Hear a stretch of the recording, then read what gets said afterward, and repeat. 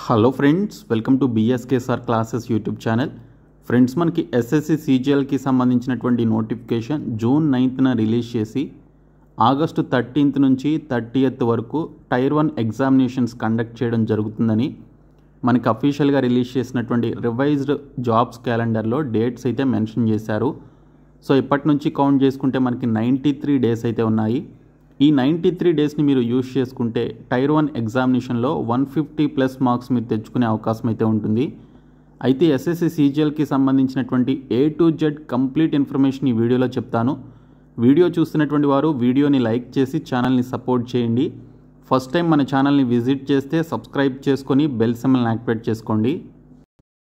డీటెయిల్స్లోకి వెళ్లే ముందు 2025 ఎస్ఎస్సి సీజీఎల్కి సంబంధించినటువంటి వేకెన్సీస్ చూసుకుంటే ప్రస్తుతం కొన్ని డిపార్ట్మెంట్స్ నుంచి వచ్చినటువంటి వేకెన్సీస్, రైట్ టు ఇన్ఫర్మేషన్ ద్వారా తెలిసినటువంటి వేకెన్సీస్ 12,443 వేకెన్సీస్ అండి. ఇందులో మనకి ట్యాక్స్ అసిస్టెంట్కి సంబంధించిన పోస్టులు ఉన్నాయి, ఎగ్జామినర్, మినిస్ట్రీ ఆఫ్ ఎక్స్టర్నల్ అఫైర్స్లో ఉన్నటువంటి ఏఎస్ఓ పోస్టులు and intelligence bureau, MEITY, CAT, CSS, GST inspector, income tax inspector, PO, examiner లాంటి చాలా రకాల పోస్టులకి సంబంధించి రైట్ టు ఇన్ఫర్మేషన్ వారిని అడిగినప్పుడు వారు ఇచ్చినటువంటి 2025కి సంబంధించినటువంటి డేటా అండి. ఇది ఓన్లీ కొన్ని డిపార్ట్మెంట్స్కి సంబంధించినటువంటి డేటా మాత్రమే. సో మిగిలినటువంటి 30+ డిపార్ట్మెంట్స్ ఏవైతే ఉన్నాయో ఎస్ఎస్సి సీజీఎల్కి సంబంధించి అవన్నీ కూడా కలుపుకుంటే 15,000+ వేకెన్సీస్తో మనకి ఈ 2025కి సంబంధించిన ఎస్ఎస్సి సీజీఎల్ నోటిఫికేషన్ అయితే రిలీజ్ కాబోతోంది. ప్రస్తుతం ఇప్పటి వరకు వచ్చినటువంటి వేకెన్సీస్ 12,443 వేకెన్సీస్ అనమాట. సో దీనికి సంబంధించి డీటెయిల్గా ఫ్యూ డేస్ బ్యాకే నేను వీడియో కూడా చేశాను, మన ఛానల్లో ఉంది, ఒకసారి చూడండి. అయితే చాలామంది ఇటీవల అడుగుతున్నటువంటి క్వశ్చన్ వచ్చేసి ఎగ్జామినేషన్ ప్యాటర్న్ ఏమైనా చేంజ్ అవుతుందా అని చెప్పేసి అడుగుతున్నారు. ఎందుకంటే స్టాఫ్ సెలక్షన్ కమిషన్ వెండర్ని చేంజ్ చేస్తుంది. సో వెండర్ని చేంజ్ చేస్తుంది కాబట్టి ఎగ్జామినేషన్ ప్యాటర్న్ కొత్తగా వచ్చినటువంటి వెండర్స్ చేంజ్ చేస్తారా అని చెప్పేసి చాలామంది ఆస్పిరెంట్స్లో డౌట్ అయితే ఉంది. సో నేను నాకున్నటువంటి ఎక్స్పీరియన్సే చెప్తాను.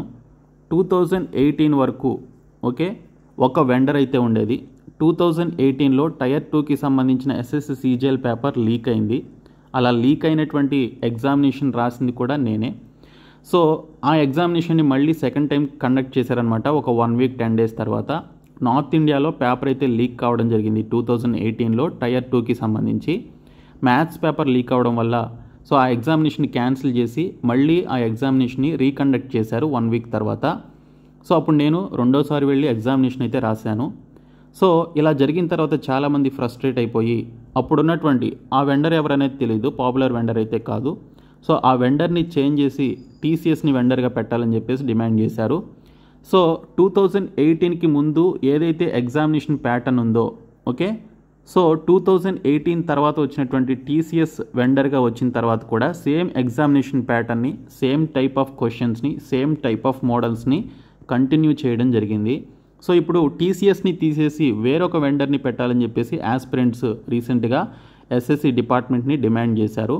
సో ఇప్పుడు కొత్తగా వెండర్ని చేంజ్ చేస్తున్నామని చెప్పేసి న్యూస్ అయితే వచ్చింది. మరి ఎంతవరకు చేంజ్ చేస్తారనేది మనకి తెలియదు. సో ఒకవేళ చేంజ్ చేసినా కూడా నేను చెప్పేది ఏంటంటే ఈ యొక్క ఎగ్జామినేషన్ ప్యాటర్న్లో కానీ, క్వశ్చన్స్ యొక్క డిఫికల్టీ లెవెల్లో కానీ, క్వశ్చన్స్ యొక్క మోడల్స్లో కానీ ఎటువంటి చేంజెస్ 1% కూడా ఉండదు. సేమ్ ఇదే ప్యాటర్న్ ఉంటుంది. సో మనకి ఏదైతే రీసెంట్గా ఎస్ఎస్సి సీజీఎల్కి సంబంధించినటువంటి ప్యాటర్న్ 2018 or 2020 నుంచి మనకి ఏదైతే కొత్త ప్యాటర్న్ కంటిన్యూ అవుతూ వచ్చిందో, అంటే అంతకుముందు 2018 వరకు కూడా 4 టైర్స్ ఆఫ్ ఎగ్జామినేషన్స్ ఉండేవి, టైర్ 1, టైర్ 2, టైర్ 3, టైర్ 4 అని. కానీ ఇప్పుడు 2 టైర్స్ ఆఫ్ ఎగ్జామినేషన్స్తోనే ఎస్ఎస్సి సీజీఎల్ యొక్క సెలక్షన్ ప్రాసెస్ని కంప్లీట్ చేస్తున్నారు. సో అదే ఉంటుంది. అండ్ టైర్ 1కి సంబంధించినటువంటి ఎగ్జామ్ ప్యాటర్న్ అండ్ క్వశ్చన్స్ యొక్క డిఫికల్టీ లెవెల్, టైర్ 2కి సంబంధించిన ఎగ్జామ్స్ ప్యాటర్న్ అండ్ క్వశ్చన్స్ యొక్క డిఫికల్టీ లెవెల్ సేమ్ అలాగే ఉంటుందండి. ఎటువంటి చేంజెస్ అయితే ఉండవు. సో ఇది మీకు క్లారిటీ వచ్చింది కదా. అయితే మనకి ఎస్ఎస్సి సీజీఎల్ ద్వారా భర్తీ చేసేటువంటి పోస్టుల వివరాలు ఏంటనేది చూద్దాము. సో మనకి సెంట్రల్ గవర్నమెంట్ డిపార్ట్మెంట్స్ ఏవైతే ఉంటాయో, మినిస్ట్రీ ఆఫ్ ఎక్స్టర్నల్ అఫైర్స్ కానీ, సెంట్రల్ సెక్రటేరియట్ సర్వీసెస్ కానీ, ఇంటెలిజెన్స్ బ్యూరో కానీ, మినిస్ట్రీ ఆఫ్ రైల్వేస్ కానీ, అలాగే ఎయిర్ ఫోర్స్ హెడ్ క్వార్టర్స్ కానీ, ministry of electronics and information technology కానీ, అదర్ మినిస్ట్రీస్ అండ్ డిపార్ట్మెంట్స్ లేదా ఆర్గనైజేషన్స్ కానీ, సెంట్రల్ బోర్డు డైరెక్ట్ ట్యాక్సెస్ కానీ, సిబిఐసి డిపార్ట్మెంట్ కానీ, ఇలాగా చాలా రకాల డిపార్ట్మెంట్స్ మనకి దాదాపుగా చూసుకుంటే 34 డిపార్ట్మెంట్స్ ఏవైతే ఉన్నాయో, ఈ 34 డిపార్ట్మెంట్స్లో ఉండేటువంటి 34 టైప్స్ ఆఫ్ జాబ్ రోల్స్ ఏవైతే ఉన్నాయో, సో వాటికి సంబంధించినటువంటి group B and group C స్థాయి పోస్టుల్ని భర్తీ చేయడానికి ఎవ్రీ ఇయర్ మనకి ఎస్ఎస్సి నుంచి ఎస్ఎస్సి సీజిఎల్ అనేటువంటి నోటిఫికేషన్ని, సీజిఎల్ అంటే కంబైన్డ్ గ్రాడ్యుయేట్ లెవెల్ అనమాట, ఈ కంబైన్డ్ గ్రాడ్యుయేట్ లెవెల్ అనేటువంటి ఎగ్జామినేషన్ యొక్క నోటిఫికేషన్ని రిలీజ్ చేస్తూ ఉంటారు. ఇందులో మనకి గ్రూప్ బి స్థాయి పోస్టులు ఉంటాయి, అలాగే గ్రూప్ సి స్థాయి పోస్టులు కూడా మనకి రిలీజ్ చేయడం జరుగుతుంది. సో ఇందులో మనకి పోస్టులను అనుసరించి మినిమం 18 నుంచి మ్యాక్సిమం 32 సంవత్సరాల వరకు వయసు ఉన్నటువంటి వారికి, ఏజ్ లిమిట్ కలిగినటువంటి వారికి ఇక్కడ ఈ పోస్టులకి అప్లై చేసుకోవడానికి ఎలిజిబిలిటీ అయితే కల్పిస్తారు.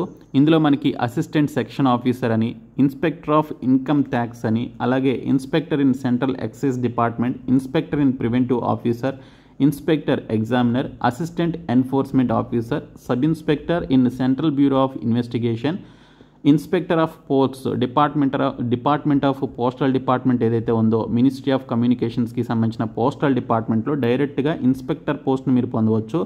ఇంకా ఇన్స్పెక్టర్ అనేటువంటి సెంట్రల్ బ్యూరో ఆఫ్ నార్కోటిక్స్కి సంబంధించినటువంటి మినిస్ట్రీ ఆఫ్ ఫైనాన్స్ కింద ఉన్నటువంటి ఈ జాబ్ రోలు, ఇంకా assistant are assistant section officer in other ministries, executive assistant, research assistant, divisional accountant, sub inspector, junior statistical officer, అలాగే మనకి ఆడిటర్, అకౌంటెంట్, పోస్టల్ అసిస్టెంట్ లేదా sorting assistant, so ఇది కూడా చాలా మంచి job role, senior secretariat assistant, senior administrative assistant, tax assistant, sub inspector అనేటువంటి చాలా రకాల పోస్టులని భర్తీ చేస్తారు.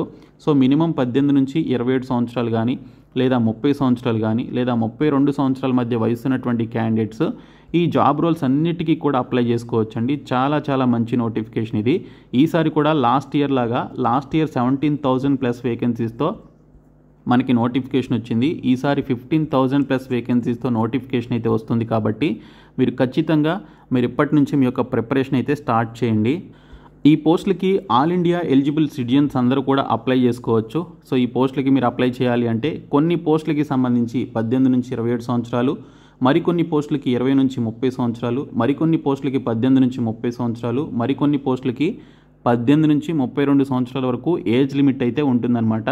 సో ఇక్కడ చూసుకుంటే వీటితో పాటు ఎస్సీ ఎస్టీ క్యాండిడేట్స్కి 5 years ఏజ్ రిలాక్సేషన్ ఉంటుంది, ఓబీసీ క్యాండిడేట్స్కి 3 years ఏజ్ రిలాక్సేషన్ ఉంటుంది, ఇంకా పీడబ్ల్యూడీ క్యాండిడేట్స్కి 10, 13, 15 years చొప్పున ఏజ్ రిలాక్సేషన్ అయితే ఉంటుంది. ఈ పోస్టులకి మీరు అప్లై చేయాలి అంటే పోస్టుల వారీగా మీకు ఉండాల్సినటువంటి క్వాలిఫికేషన్ ఏంటనేది చెప్తాను. ఇందులో మీరు జూనియర్ స్టాటిస్టికల్ ఆఫీసర్ అనేటువంటి ఈ జాబ్ రోల్కి అప్లై చేయాలి అంటే బ్యాచిలర్స్ డిగ్రీ చేసినటువంటి వారు అప్లై చేసుకోవచ్చు. అయితే మీ యొక్క 12th స్టాండర్డ్ లెవెల్లో మ్యాథమెటిక్స్ అనేది 60% ఆఫ్ మార్క్స్తో ఒక సబ్జెక్ట్ మీరు కలిగి ఉండాలి. ఓకే, సో డిగ్రీ క్వాలిఫికేషన్ ఉన్నా కూడా మీ యొక్క 12th స్టాండర్డ్ లెవెల్లో అంటే ఇంటర్మీడియట్ లెవెల్లో మ్యాథమెటిక్స్ అనేది ఒక సబ్జెక్టుగా కలిగి ఉండి 60% ఆఫ్ మార్క్స్ అయితే ఉండాలి. లేదా ఆ క్వాలిఫికేషన్ లేకపోతే మీరు చదివినటువంటి డిగ్రీలో స్టాటిస్టిక్స్ అనేది ఒక సబ్జెక్టుగా మీరు కలిగి ఉంటే జూనియర్ స్టాటిస్టికల్ ఆఫీసర్ అనేటువంటి పోస్ట్కి అప్లై చేసుకోవచ్చు. అలాగే స్టాటిస్టికల్ ఇన్వెస్టిగేటర్ గ్రేడ్ 2 అనేటువంటి జాబ్ రోల్కి సంబంధించి స్టాటిస్టిక్స్ అనేది ఒక సబ్జెక్టుగా కలిగి ఉండి ఏదైనా డిగ్రీ క్వాలిఫికేషన్ ఉంటే అప్లై చేసుకోవచ్చు. అలాగే research assistants in National Human Rights Commission ఎన్హెచ్ఆర్సీలో మీరు రీసెర్చ్ అసిస్టెంట్గా మీరు జాబ్ చేయాలి అనుకుంటే మీకు ఉండాల్సినటువంటి క్వాలిఫికేషన్ బ్యాచిలర్స్ డిగ్రీ కలిగి ఉండాలి. కానీ ఎక్కువ ఎవరికి ప్రిఫరెన్స్ ఇస్తారంటే 1 year రీసెర్చ్ ఎక్స్పీరియన్స్ కలిగినటువంటి వారికి ఎక్కువ ప్రిఫరెన్స్ ఇస్తారు. ఇప్పుడు నేను చెప్పినటువంటి 2-3 జాబ్ రోల్స్ కాకుండా ఇంకా మిగిలినటువంటి అన్ని జాబ్ రోల్స్కి సంబంధించి మీకు ఏదైనా డిగ్రీ క్వాలిఫికేషన్ ఉంటే చాలు, మీరు అప్లై చేసుకోవచ్చు. ఓకే, ఈవెన్ ఫైనల్ ఇయర్లో ఉన్నటువంటి వారు కూడా ఈ పోస్టులకి సంబంధించి అప్లై చేసుకోవచ్చు అండి. ఇక్కడ మనకి క్లియర్గా మెన్షన్ చేశారు. సో ఈ సంవత్సరం రిలీజ్ అయ్యేటువంటి నోటిఫికేషన్కి సంబంధించి కూడా మీరు ఫైనల్ ఇయర్ చదువుతున్నటువంటి డిగ్రీ స్టూడెంట్స్ అయితే ఖచ్చితంగా మీరు ఈ రిక్రూట్మెంట్ యొక్క ఎస్ఎస్సి సీజీఎల్ నోటిఫికేషన్కి అప్లై చేసుకోవచ్చు. ఈ రిక్రూట్మెంట్కి సంబంధించినటువంటి స్కీమ్ ఆఫ్ ఎగ్జామినేషన్ ఏ విధంగా ఉంటుందంటే 2 tiers ఉంటుందండి. అంటే 2 stages ద్వారా సెలెక్షన్ చేస్తారు. ఫస్ట్ మీకు Stage 1 ఎగ్జామినేషన్, దీన్ని Tier 1 అని చెప్పేసి అంటారు. తర్వాత Tier 1లో క్వాలిఫై అయినటువంటి వారికి Tier 2 ఎగ్జామినేషన్ ఉంటుంది. సో ఈ 2 ఎగ్జామినేషన్స్ కూడా కంప్యూటర్ బేస్డ్ ఎగ్జామినేషన్స్ అనమాట, సిబిఈ అని చెప్పేసి అంటారు. సో కంప్యూటర్ బేస్డ్ ఎగ్జామినేషన్ ద్వారానే సెలెక్షన్ అయితే చేయడం జరుగుతుంది. ఇందులో ఫస్ట్ మీకు Tier 1 ఎగ్జామినేషన్ అయితే కండక్ట్ చేస్తారు. సో Tier 1 ఎగ్జామినేషన్ ప్యాటర్న్ ఏ విధంగా ఉంటుందంటే టోటల్ మీకు 4 subjects నుంచి క్వశ్చన్స్ వస్తాయి. అది జనరల్ ఇంటెలిజెన్స్ అండ్ రీజనింగ్ నుంచి 25 క్వశ్చన్స్ 50 మార్క్స్కి ఇస్తారు. జనరల్ అవేర్నెస్ నుంచి 25 క్వశ్చన్స్ 50 మార్క్స్కి ఇస్తారు. క్వాంటిటేటివ్ యాప్టిట్యూడ్ నుంచి 25 క్వశ్చన్స్ 50 మార్క్స్కి ఇస్తారు. ఇంగ్లీష్ కాంప్రహెన్షన్ నుంచి 25 క్వశ్చన్స్ 50 మార్క్స్కి రావడం జరుగుతుంది. అంటే ఈచ్ క్వశ్చన్ క్యారీస్ మీకు 2 మార్క్స్ అనమాట. సో ఇక్కడ చూసుకుంటే మనకి examination only English and Hindi లాంగ్వేజ్లోనే ఉంటుంది. సో టోటల్గా చూసుకుంటే ఈ 100 క్వశ్చన్స్కి సంబంధించినటువంటి ఒక టోటల్ ఎగ్జామినేషన్ని మీరు 1 అవర్లో కంప్లీట్ చేసుకోవాలి. స్క్రైబ్ని పెట్టుకున్నటువంటి ఫిజికల్లీ హ్యాండిక్యాప్డ్ ఎవరైతే ఉన్నారో వారికి 1 అవర్ 20 మినిట్స్ వరకు టైం అయితే ఇస్తారు. సో వారికి ఎక్స్ట్రాగా 20 మినిట్స్ టైం అయితే ఉంటుంది. సో ఈ 60 మినిట్స్లోనే మీరు ఈ 100 క్వశ్చన్స్ని సాల్వ్ చేయాల్సి ఉంటుంది. ఇందులో మీకు రీజనింగ్లో 25కి 25 క్వశ్చన్స్ అటెంప్ట్ చేసే ఛాన్స్ ఉంటుంది. ఇంగ్లీష్లో 25కి 25 క్వశ్చన్స్ మీరు అటెంప్ట్ చేసే ఛాన్స్ ఉంటుంది. ఇంకా క్వాంటిటేటివ్ యాప్టిట్యూడ్లో 25కి 22 క్వశ్చన్స్ వరకు మీరు అటెంప్ట్ చేస్తే చాలా మంచి స్కోర్ అది. తర్వాత జనరల్ అవేర్నెస్లో మీరు 15+ క్వశ్చన్స్ మీరు అటెంప్ట్ చేస్తే చాలా మంచి స్కోర్ అని చెప్పుకోవచ్చు. అదేంటి జనరల్ అవేర్నెస్ అంత టఫ్ అంటే రేపు మీరు పేపర్ చూసిన తర్వాత మీకే అర్థమవుతుంది. లేదు అంటే మీరు ప్రీవియస్ పేపర్స్ని ఒకసారి చూడండి. సో దీనికి సంబంధించి టైర్ 1కి 0.5 మార్క్స్ నెగిటివ్ మార్కింగ్ అయితే ఉంటుంది. సో ఈ నెగిటివ్ మార్కింగ్ ఉంది కాబట్టి చాలా జాగ్రత్తగా మీరు ఎగ్జామినేషన్ అయితే రాయాలి. సో టైర్ 1లో క్వాలిఫై అయినటువంటి క్యాండిడేట్స్కి టైర్ 2 ఎగ్జామినేషన్ అయితే ఉంటుంది. సో టైర్ 2 చూసుకున్నట్లయితే మనకి ఇక్కడ పేపర్ 1 అలాగే పేపర్ 2 అని చెప్పేసి డివైడ్ చేస్తారు. పేపర్ 2 అనేది అందరికీ ఉండదు. స్టాటిస్టిక్స్కి సంబంధించి ఎవరైతే సబ్జెక్ట్ కలిగి జూనియర్ స్టాటిస్టికల్ ఆఫీసర్గా ఎవరైతే అప్లై చేసుకున్నారో వారికి ఉంటుందన్నమాట. ఇక్కడ పేపర్ 1లో చూసుకుంటే మనకి సెషన్ 1 వచ్చేసి 2 అవర్స్ 15 మినిట్స్ అయితే ఉంటుంది.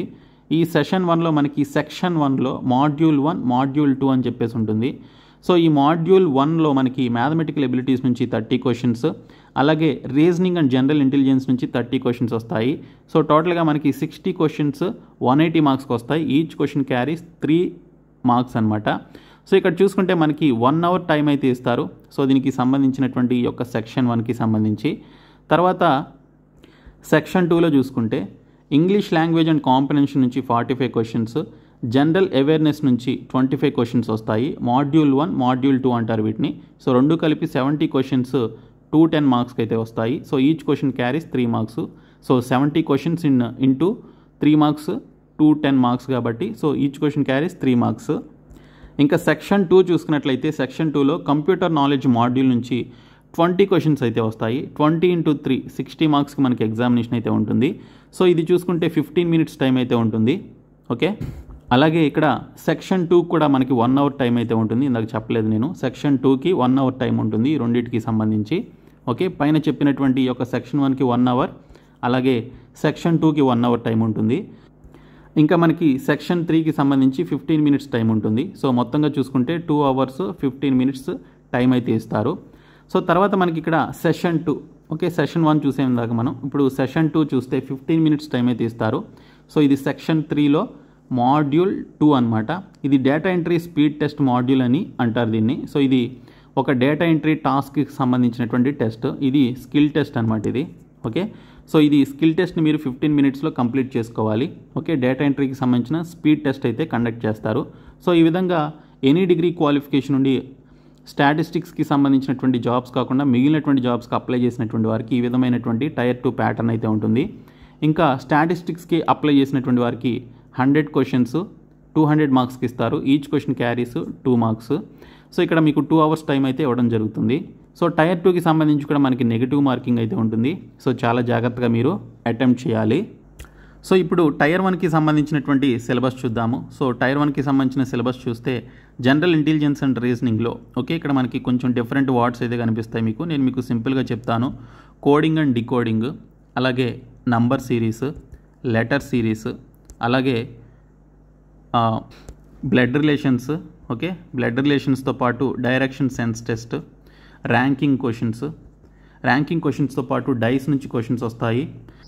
డైస్తో పాటు ఎంబెడెడ్ ఫిగర్స్, అలాగే కౌంటింగ్ ట్రయాంగిల్స్ లేదా కౌంటింగ్ రెక్టాంగిల్స్ ఏ విధంగా క్వశ్చన్ ఉంటుంది కదా అది. సిలాజిమ్స్ నుంచి క్వశ్చన్స్ వస్తాయి. స్టేట్మెంట్స్ అండ్ కన్క్లూజన్స్తో పాటు మీకు స్టేట్మెంట్స్ అండ్ అజంప్షన్స్ లాంటి క్వశ్చన్స్ కూడా అడిగే అవకాశం అయితే ఉంటుంది. మిర్రర్ ఇమేజెస్, అలాగే వాటర్ ఇమేజెస్ నుంచి క్వశ్చన్స్ వస్తాయి. సో ఈ విధమైనటువంటి క్వశ్చన్స్ మనకి 25 క్వశ్చన్స్ 50 మార్క్స్కి అయితే ఇవ్వడం జరుగుతుంది. 25కి 25 మీరు అటెంప్ట్ చేయొచ్చు. అన్నీ కూడా కరెక్ట్గా అటెంప్ట్ చేసే అవకాశం కూడా ఉంటుంది దానిలో. ఇంకా జనరల్ అవేర్నెస్ చూసుకున్నట్లయితే Indian history, Indian polity, Indian geography, అలాగే సైన్స్లో physics, chemistry, biology, economy, Indian economy, current affairs, international, నేషనల్కి సంబంధించిన, రీజనల్కి సంబంధించినటువంటి కరెంట్ అఫైర్స్ నుంచి క్వశ్చన్స్ వస్తాయి. అలాగే పాలసీ అండ్ సైంటిఫిక్ రీసెర్చ్ నుంచి మనకి క్వశ్చన్స్ అయితే ఇస్తారనమాట. ఇంకా క్వాంటిటీ యాప్టిట్యూడ్లో మీకు తెలిసిందే, ఇక్కడ చూసుకుంటే ముందు number systems, LCM and HCF, averages, simplifications, percentages, profit and loss, discounts, time and work, time and distance, అలాగే టైమ్ అండ్ ట్రైన్స్కి సంబంధించినటువంటి క్వశ్చన్, మిక్స్చర్ అండ్ ఎలిగేషన్స్, అలాగే మీకు ఇక్కడ ప్రాబబిలిటీ అనేటువంటి టాపిక్ నుంచి క్వశ్చన్స్ వస్తాయి. ఇంకా మనకి అడ్వాన్స్డ్ మ్యాథ్స్ ఏదైతే ఉంటుందో, సో అడ్వాన్స్డ్ మ్యాథ్స్లో మనకి ఆల్జీబ్రా, జామెట్రీ, ట్రిగ్నోమెట్రీ, అలాగే మెన్సురేషన్ నుంచి మనకి క్వశ్చన్స్ అయితే వస్తాయండి. సో ఈ టాపిక్స్ మీరు చూసుకోవాలి. అలాగే మనకి ఇంగ్లీష్ లాంగ్వేజ్ చూసుకుంటే మీరు 25కి 25 క్వశ్చన్స్ అటెంప్ట్ చేయగలిగేటువంటి టాపిక్ ఇది. సో ఇక్కడ ఇంగ్లీష్ కాంప్రహెన్షన్కి సంబంధించి క్లోజ్ టెస్ట్ ఇస్తారు 5 మార్క్స్కి సంబంధించి. కాంప్రహెన్షన్ పాస్ అది ఇచ్చేవాడు అంతకుముందు, ఇప్పుడు క్లోజ్ టెస్ట్ ఇస్తున్నాడు. తర్వాత synonyms and antonyms, one word substitutions, అలాగే మనకి idioms and phrases, fill in the blanks, error corrections, no improvement statements, వీటి నుంచి మనకి క్వశ్చన్స్ అయితే రావడం జరుగుతుంది. ఓకే, అలాగే కరెక్ట్లీ స్పెల్డ్ వర్డ్స్ లేదా ఇన్కరెక్ట్లీ స్పెల్డ్ వర్డ్స్ నుంచి క్వశ్చన్స్ వస్తాయి. సో ఈ టాపిక్స్ నుంచి మనకి క్వశ్చన్స్ అయితే వస్తాయి. 25 క్వశ్చన్స్ 50 మార్క్స్కి ఇస్తారు. సో 50కి 50 మార్క్స్ మీరు ఇంగ్లీష్లో తెచ్చుకోవడానికి ఛాన్సెస్ అయితే ఉన్నాయి. సో ఇంకా టైర్ 2కి సంబంధించినటువంటి సిలబస్ కూడా మనకి ఇక్కడ సేమ్ అదే ఉంటుంది, కానీ కంప్యూటర్ నాలెడ్జ్కి సంబంధించినటువంటి సిలబస్ అయితే కొత్తగా యాడ్ కావడం జరుగుతుంది. అలాగే స్టాటిస్టిక్స్కి సంబంధించి ఎవరైతే ప్రిపేర్ అవుతారో వారికి సపరేట్ సిలబస్ ఉంటుందన్నమాట. కాకపోతే మనకి టైర్ 2 కంపేర్ టు టైర్ 1 కంటే చాలా డిఫికల్ట్గా ఉంటుంది. సో మీరు దానికి తగ్గట్టుగా ప్రిపేర్ అవ్వాలి. సో ఇది మీకు A to Z complete SSC CGLకి సంబంధించిన డీటెయిల్స్. సో ఈ వీడియోని మీ ఫ్రెండ్స్కి షేర్ చేయండి, మన ఛానల్ సబ్స్క్రైబ్ చేయండి. Thank you so much guys.